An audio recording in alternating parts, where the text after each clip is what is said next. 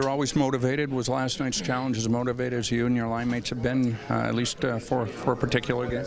Yeah, certainly was. Obviously, they're a hard team to contain, and offensively very gifted. So I felt like for the majority of the game we did a great job limiting time and space and grade A opportunities. What's the challenge to limiting guys like Ovechkin and Backstrom and their top players, not just for one game, but consistently throughout the best 4 to 7? Just always being in the way, trying to frustrate them as much as possible. They're, like I said, they're offensively and their will to get things done on the score sheet is obviously very strong, and they're going to get some scoring chances throughout the game. But it's important just to always bump them and try to be as physical as possible. Leo and Connor obviously buy into what you're doing out there. What do you like about your wingers' play that complements what you do in a game against an Ovechkin line? Yeah, we've been playing together for a while now, so I think the chemistry is definitely there. We're able to read off each other. If a defensive breakdown does happen, guys feel in the right place to recover. So Leo's always been great on the forecheck. Bronny's smart. He's got a great stick, able to generate a lot of takeaways. So all that translates to good defense. As Barry Trotz was saying, he changed the matchups last night because you guys were so effective. Your line. When you see that happen, that adjustment in game, does that give you more confidence? Like, how do you react to that? Yeah, I mean, I wanted to play against them the whole game, but I saw as the game went on, they were kind of mixing and matching that, so they wouldn't put them out against us. But, I mean, that's the difficulties on the road. I mean, the home team gets the advantage in that regard and able to create those matchups. But we're going to try to get as much of them as possible. And, it does give us a little bit of confidence. We knew we could do it from the bat, but being able to do it for a long stretch of time is a whole different story. I know there's nothing like scoring a playoff goal or being in a big moment, but how much satisfaction in there is that side of your game, shutting down their big players?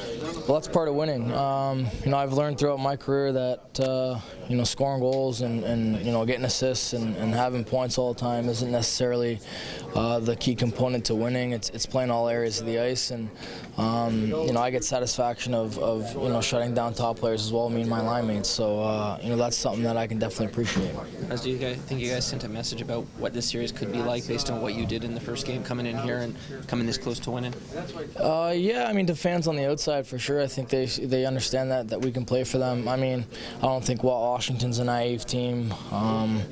They're smart, they're well coached, they're well educated, so I don't think they took us lightly. They understood who they were playing against. But like I said, we're not discouraged. We're going to keep coming, and that game certainly is not going to intimidate us. You draw on experience playing a guy like Patrice Bergeron when you look back to 2013 and even regular season play to do what you do well. Yeah, he was certainly a handful for sure.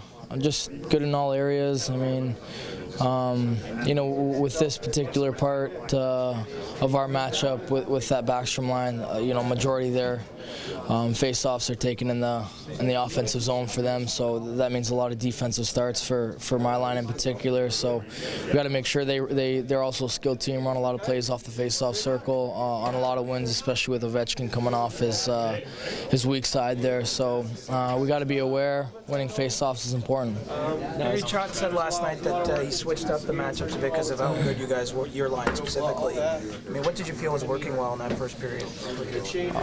I mean, we just knew our structure. We knew to stay above the guys we needed to stay above. We didn't give up many odd man rushes. We didn't turn the puck over, which Washington's a killer team on the transition. If there's a loose puck and Ovechkin or Backstrom get it in their hands, even Oshie with speed heading through the neutral zone, they're going to make plays off the rush. So it's important to manage the puck first and foremost.